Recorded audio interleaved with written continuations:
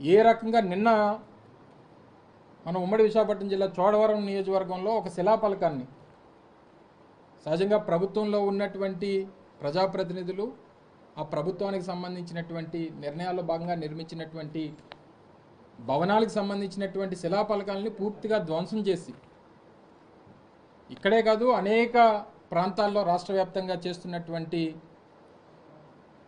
ఈ చర్యలను మనం చూస్తూ ఉన్నాం. ఈరోజు ఉదయం తెల్లవారుజామున 5 గంటలకి తాడేపల్లిలో వైఎస్ఆర్ కాంగ్రెస్ పార్టీ కేంద్ర కార్యాలయానికి సంబంధించినటువంటి నిర్మాణాన్ని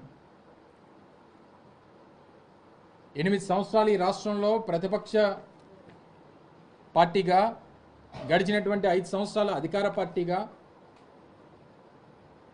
దాదాపు 13 సంవత్సరాలు చరిత్ర కలిగినటువంటి వైఎస్ఆర్ కాంగ్రెస్ పార్టీకి చెందినటువంటి కార్యాలయాన్ని ఏ రకంగా పూర్తిగా నేలమట్టం చేశారో అనేటువంటిది ఈరోజు తెల్లవారుజామున మనం చూసాం. మీరు కూడా మీ దృష్టి కూడా అదంతా కూడా వచ్చింది. దాని మీద కోర్టుకు వెళ్ళి కోర్టులో ఇంకా ప్రొసీడింగ్స్ జరుగుతుండగానే హై హ్యాండెడ్గా ఏ రకంగా కార్యాలయాన్ని పూర్తిగా 2 అంతస్తులు నిర్మించినటువంటి కార్యాలయాన్ని ఏ రకంగా నేలమట్టం చేశారు అన్నటువంటిది చూసాం. ఈరోజు రాష్ట్రంలో అంబేద్కర్ గారి రాజ్యాంగాన్ని పూర్తిగా పక్కన పెట్టి తెలుగుదేశం పార్టీ తాలూకా రెడ్ బుక్ రాజ్యాంగం నడుస్తూ ఉంది. వారు ఏదైతే ముందు నుంచి వారు ఎన్నికల ప్రచారంలో చెప్పారో, వారు అధికారంలోకి రాకమునుపు చెప్పారో, వారు చెప్పినటువంటి ఆ రెడ్ బుక్ రాజ్యాంగాన్ని ఈరోజు రాష్ట్రంలో అమలు చేస్తున్నటువంటి సందర్భాలు మనం చూస్తూ ఉన్నాం. ఇంకా పైపెచ్చు ఈరోజు అసెంబ్లీలో నీతులు మాట్లాడుతూ ఉన్నారు.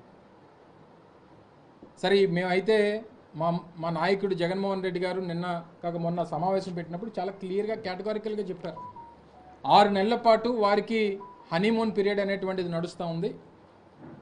సహజంగా ఒక అధికారంలోకి వచ్చినటువంటి రాజకీయ పార్టీకి, అధికారంలోకి వచ్చినటువంటి ఆ పార్టీకి సమయం ఇవ్వాల్సినటువంటి అవసరం ఉంది. వారు ఇచ్చినటువంటి హామీలు అమలు చేయడానికి మనం సమయం ఇవ్వాలి. వారు తీసుకునేటువంటి నిర్ణయాలకు మనం సమయం ఇవ్వాలి. ఇప్పుడు మనం మాట్లాడాల్సినటువంటి పని లేదు. 6 నెలల తర్వాత వారు తీసుకున్నటువంటి నిర్ణయాలన్నీ చూసిన తర్వాత అప్పుడు మనం స్పందిద్దాం అనేటువంటి మాట జగన్మోహన్ రెడ్డి గారు మొన్న సమావేశంలో చెప్పారు. దానికి కూడా వారు సమయం ఇవ్వట్లేదు. అధికారం వచ్చి కేవలం ఇంకా 20 రోజులు పూర్తవకముందే ఈ రకమైనటువంటి పరిస్థితులు రాష్ట్రంలో ఉన్నాయి. మేము ఏదన్నా చేయొచ్చు కాబట్టి దేన్నన్నా ఎమ్మెల్సీ గారు ఏదన్నా మనం చేయొచ్చు అని చెప్పని అనుకుంటే ఇది పద్ధతి కాదు.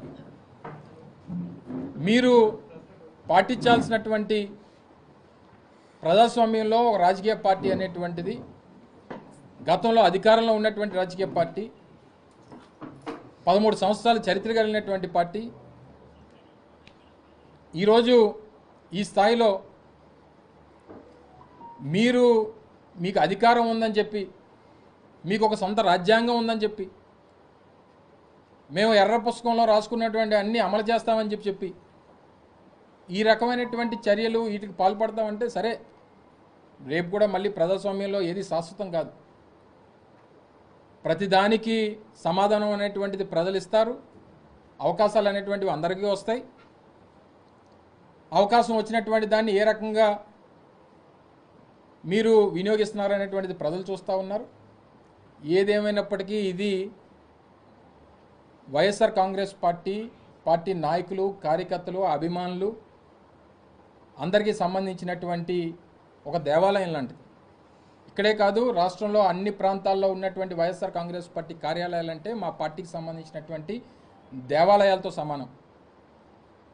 తప్పకుండా రానటువంటి కాలంలో చట్టపరంగా మేము పోరాటం చేస్తాం.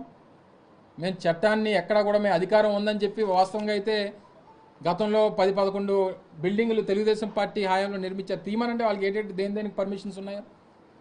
2002, 2003లో విశాఖపట్నంలో ఉన్నటువంటి దస్పల్ హిల్స్ పక్కన ఉన్నటువంటి వారి ప్రభుత్వ కార్యాలయానికి 17-18 సంవత్సరాలు అసలు ప్లాన్ అప్రూవల్ లేదు. ఆ రోజు ప్రతిపక్షంగా మేము ఫైట్ చేసి అసలు మీ తాలూకా రికార్డ్స్ అన్ని బయట తీయమంటే అప్పుడు 16-17 సంవత్సరాల తర్వాత వాళ్ళు ప్లాన్ అప్రూవల్కి అప్లై చేశారు. అప్పటి వరకు ఉన్నటువంటి ఫైన్లన్నీ అప్పుడు కట్టారు. అప్పటి వరకు ఉన్నటువంటి ట్యాక్స్లు ఒకరోజు కట్టలేదు, ప్రభుత్వానికి కట్టాల్సినటువంటి లీజ్ అమౌంట్ కట్టలేదు. వీరు వచ్చి ఈరోజు నీతులు చెప్పి మేము ఈ రకంగా కార్యక్రమాలు చేయడం అనేటువంటి సమంజసం కాదు.